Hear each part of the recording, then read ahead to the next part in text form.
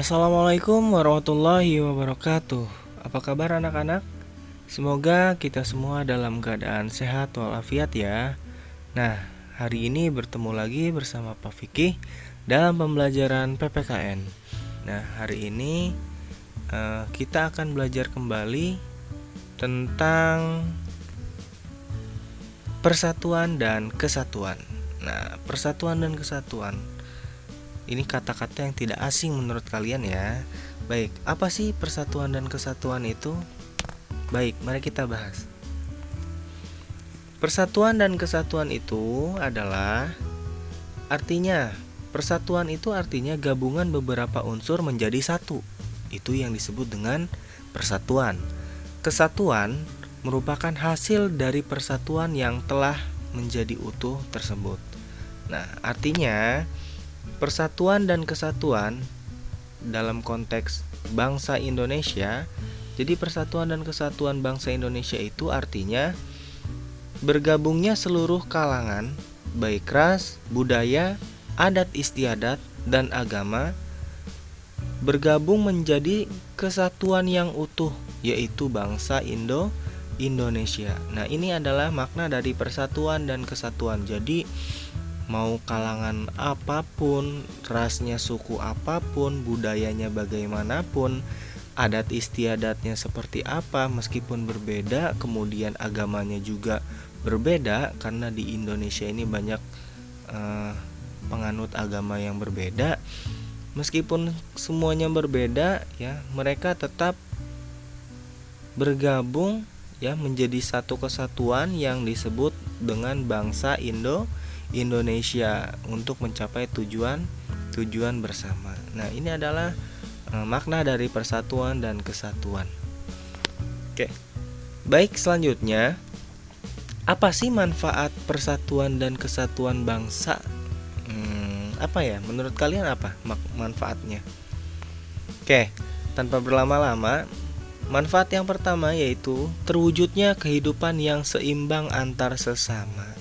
Ya, jadi kehidupannya seimbang antar sesama, tidak berat sebelah, tidak berpihak kepada yang Islam saja, tidak berpihak kepada yang Kristen saja, tidak berpihak kepada orang suku Sunda misalnya, tidak berpihak kepada orang suku Jawa, tidak, semuanya sama, ya, seimbang.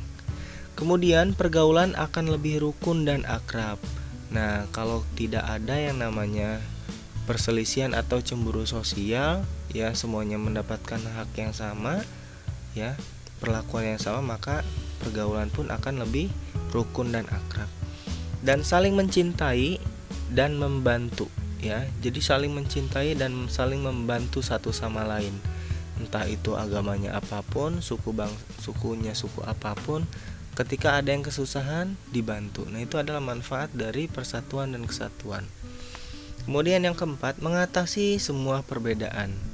Otomatis ketika memang sudah bersatu, ya, persatuan dan kesatuan bangsa itu akan menghilangkan semua perbedaan. Ya, baik tadi ada ras, budaya, suku, agama, dan lain sebagainya, itu akan teratasi. Jadi tidak berkelompok-kelompok berdasarkan sukunya, tidak seperti itu. Kemudian pembangunan nasional. Kemudian yang kelima, pembangunan nasional akan berjalan lebih lancar. Kenapa pembangunan nasional akan berjalan lebih lancar? Karena tidak adanya perselisihan. Jadi segala urusan dipermudah karena adanya persatuan dan kesatuan bangsa. Kemudian gotong royong akan berjalan dengan baik, ya. Jadi ketika ada suatu hal yang dibutuhkan di dalam suatu daerah, mereka akan sama-sama saling karena tujuan mereka sama, ya. Baik, yang selanjutnya, contoh sikap persatuan dan kesatuan. Nah, contoh sikap persatuan dan kesatuan ini ada loh. Nah, kira-kira kalian pasti sering melakukan atau kalian jarang melakukannya. Baik, yang pertama, mencintai sesama anggota keluarga. Nah, dia anggota keluarga kalian, di rumah kalian ada siapa saja? Ada ayah, ibu, kakak, adik, ya, nenek, kakek, mungkin yang bersama nenek dan kakeknya, atau bersama pamannya, atau bersama uaknya atau Pak D ya. Nah, itu kalian saling mencintai anggota keluarganya. Bagaimana cara saling mencintainya? Saling menjaga satu sama lain, saling peduli dan perhatian. Nah, itu. Kemudian yang kedua, keterbukaan dengan anggota keluarga. Nah, jika sikap persatuan dan kesatuan di dalam keluarga ini bisa terwujud, maka tidak ada yang namanya sembunyi-sembunyi ya, tidak ada yang namanya diam-diaman. Artinya mereka akan selalu bercerita dan meminta solusi kepada anggota keluarganya. Berarti termasuk rukun keluarganya. Kalau misalnya dia mencerminkan sikap persatuan dan kesatuan, nggak akan ada tuh yang namanya sembunyi-sembunyi ya, takut dimarahin atau takut nggak dipercaya ya, ketika cerita malah diomelin ataupun gak bisa jaga amanah dan lain sebagainya. Itunya sikap itu hilang jika persatuan dan kesatuan di keluarga tersebut bisa terwujud. Yang selanjutnya, menjenguk teman yang sakit. Nah, ini juga termasuk ke dalam sikap persatuan dan kesatuan ya, menjenguk teman yang sakit. Ketika ada teman yang sakit, dijenguk tuh, karena mereka merasa saling memiliki ya, saling menyayangi ya. Wah, teman saya nih yang sering main sama saya, dia sakit. Wah, kasihan saya jenguk seperti apa kondisinya ya gitu. Nah, ini adalah sikap persatuan dan kesatuan. Kemudian yang selanjutnya, membersihkan lingkungan sekolah bersama. Nah, ini adalah contoh sikap persatuan dan kesatuan ya yang ada di sekolah. Jadi bersama-sama membersihkan lingkungan sekolah, tidak sendiri ya. Ada temennya yang lagi membersihkan lingkungan sekolah, dibiarin aja, biarinlah, bodo amat gitu. Nah, ini berarti kalau tindakan seperti itu dia tidak mencerminkan sikap persatuan dan kesatuan, gak kompak intinya ya. Kemudian egois. Nah, itu adalah sikap yang tidak sikap yang bertentangan dengan persatuan dan kesatuan ya. Egois misalnya, itu sikap yang bertentangan. Kemudian yang selanjutnya, bergaul dengan semua masyarakat. Artinya ketika mau itu orang miskin, mau itu orang kaya ya, mau itu dia pintar ataupun sederhana dan lain sebagainya, ketika dia bergaul di masyarakat, semuanya ia sapa, kemudian mereka bermain bersama gitu. Jadi tidak pilih-pilih, aku mau bermain sama orang yang kaya aja lah, dia mah miskin, aku mah nggak mau. Nah, itu berarti tidak mencerminkan sikap persatuan dan kesatuan. Itu yang ada malah merusak sikap persatuan dan kesatuan itu ya. Nggak boleh seperti itu ya. Mudah-mudahan kita mah yang anak-anak Al-Fatih mah nggak ada yang seperti itu.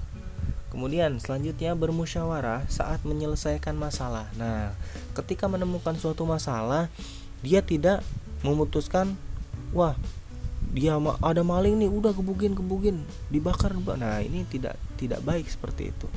Kemudian diselesaikan dengan cara musyawarah ya, dirundingkan ini baginya bagaimana. Ketika misalnya ada masalah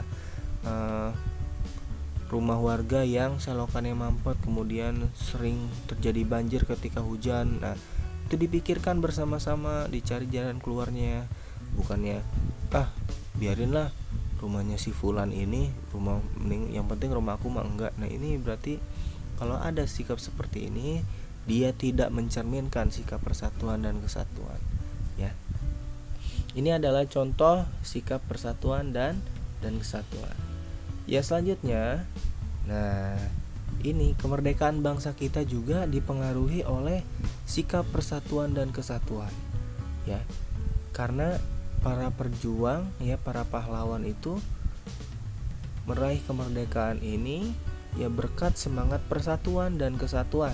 Contoh perjuangan diantaranya itu ada Sisingamangaraja, Patimura, kemudian Sultan Hasanuddin ya, dan ada juga organisasi-organisasi yang memperjuangkan kemerdekaan Indonesia, yaitu salah satunya Budi Utomo. Nah, Sisingamangaraja, Patimura, kemudian Sultan Hasanuddin itu pahlawan-pahlawan yang berjuang di daerahnya masing-masing melawan Belanda. Nah, tapi berbeda dengan Budi Utomo. Apa perbedaan antara Sisingamangaraja, Tan Patimura, Sultan Hasanuddin dengan organisasi Budi Utomo ini? Baik, untuk mengenal perbedaannya mari kita bahas. Nah, di sini ada berdirinya Budi Utomo.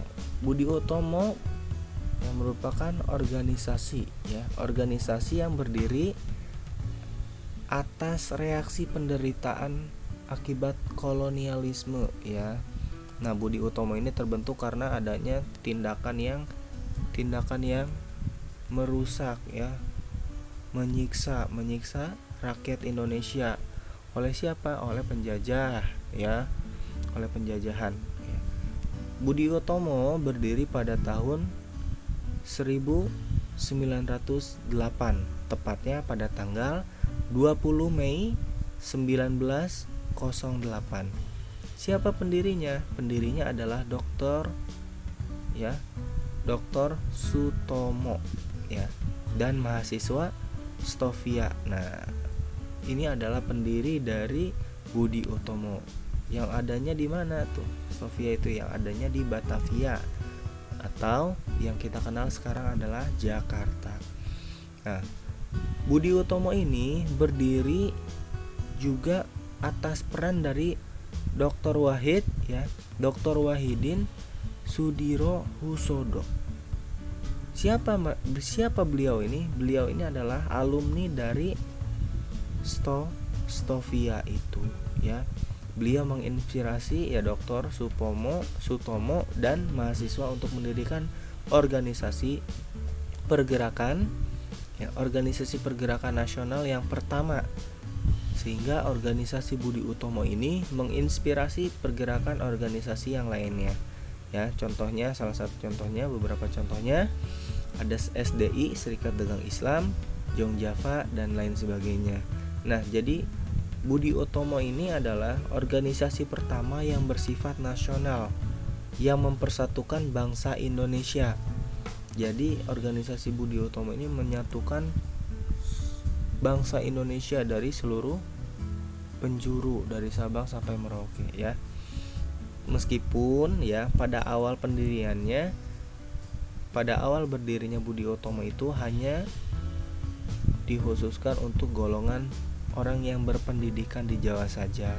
Meskipun awalnya hanya untuk orang yang berpendidikan atau belajar di Jawa saja, tapi lambat laun Budi Utomo berkembang menjadi salah satu organisasi pertama yang mempersatukan bangsa Indonesia.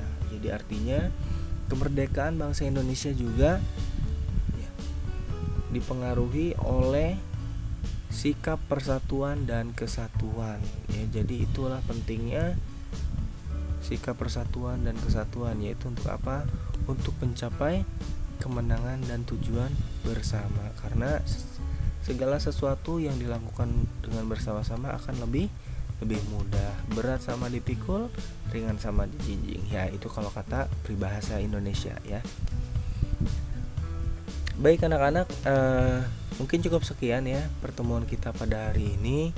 Ya, intinya kalian ya, kita sebagai bangsa Indonesia harus menjaga sikap persatuan dan kesatuan di antara sesama ya. Supaya apa? Supaya negara Indonesia ini tetap terjaga ya, kemudian keadaannya rukun dan damai ya, tidak ada yang namanya perpecahan. Baik, jangan lupa ditulis materinya dan dibaca kembali supaya kalian lebih memahami materi tersebut. Nah, di penghujung pertemuan ini mari kita tutup dengan membaca istighfar dan hamdalah. Astagfirullahaladzim, alhamdulillahirabbil alamin. Baik, kurang lebihnya mohon maaf ya. Titip salam kepada orang tua kalian. Bapak akhiri, wabillahi taufiq wal hidayah. Wassalamualaikum warahmatullahi wabarakatuh. Sampai jumpa di pertemuan selanjutnya.